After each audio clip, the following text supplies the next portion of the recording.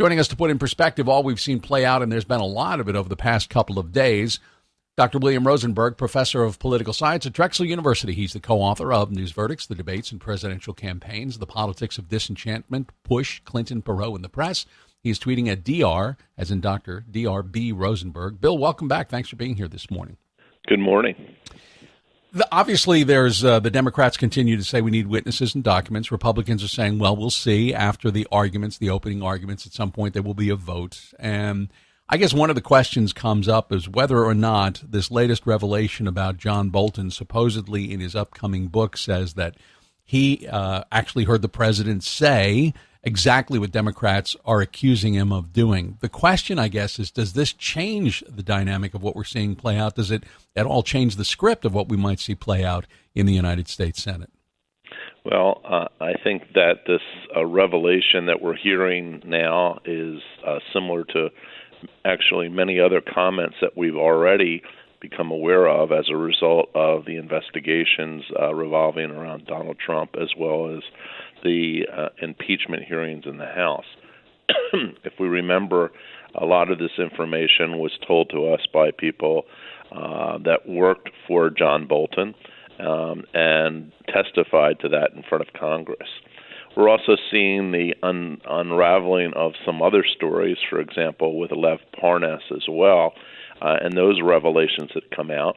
And now, as you mentioned, with John Bolton, with his forthcoming book, it's interesting that he basically had to submit his draft to the White House for clearance, so they know what he has said in this book, and now it's becoming more and more public.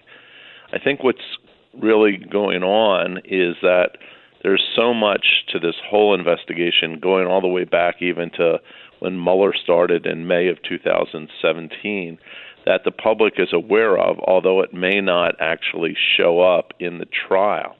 But at the same time, you know, all of the judges who are essentially like jurors in this case are aware of this information because the media has done such a good job at unraveling this and presenting it to the public.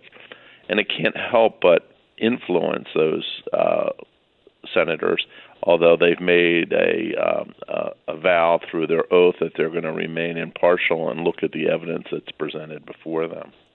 Bill, it appears to me that we as a country have reached a point in our political discourse where there are now only red smoking guns and blue smoking guns. There's not a smoking gun that really convinces both sides. It's just sort of wherever you are in your partisan world, that's where you're going to sit.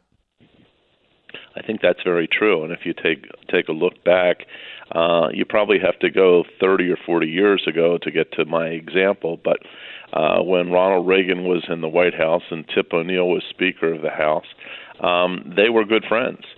Members of Congress, both the House and the Senate, regardless of their political party, used to socialize with each other. They used to go out to dinner. They went to parties together. They talked.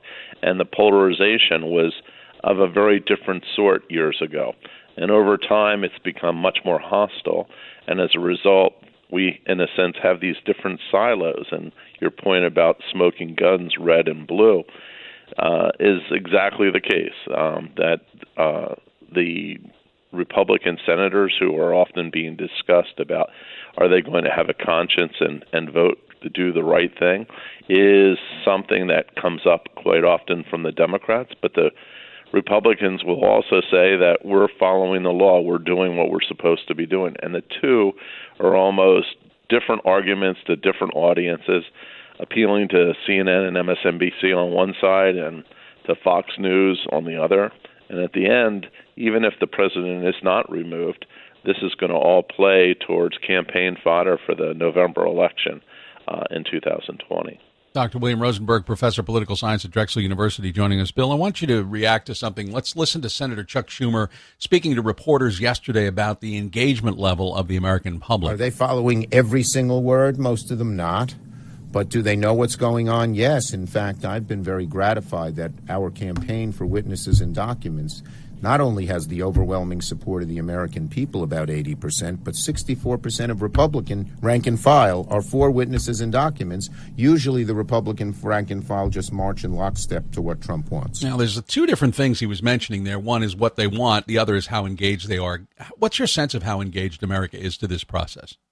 Well, I think that the Senate in particular has put the American public in an unusual position to try to be attentive to essentially 24 hours of Democrats and 24 hours of Republicans on 3 days apiece, often with the presentation of the cases either happening when people are at work or when they're asleep.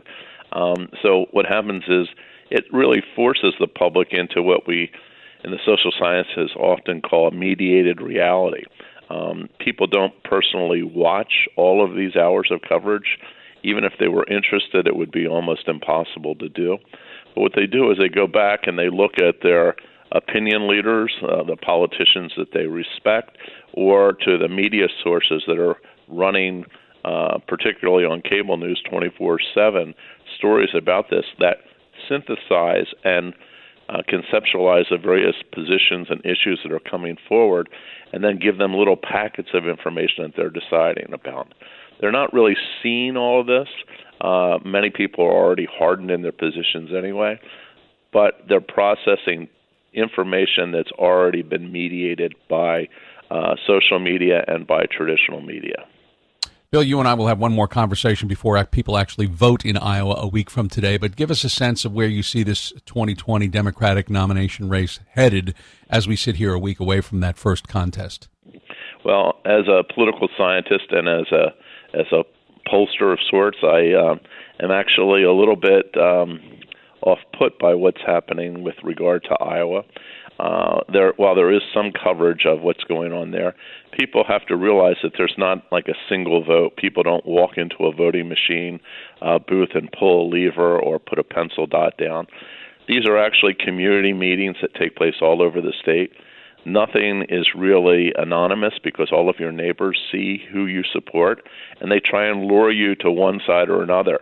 And it's actually a very big challenge for pollsters to be able to try and predict what's going to happen in Iowa, because it's also at the local level, at the county level, and the state level to determine delegates. Just a few years ago, the quote winner of the Iowa Caucus was deemed to be wrong. And I think Rick Santorum, if I remember correctly, actually won in a year where he was supposed to have come in second.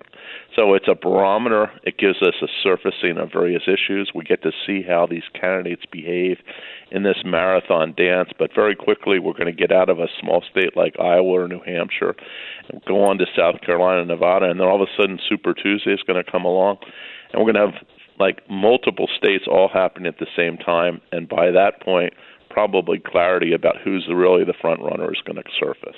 Is there a split in the Democratic Party right now? Do they want to go in two different directions?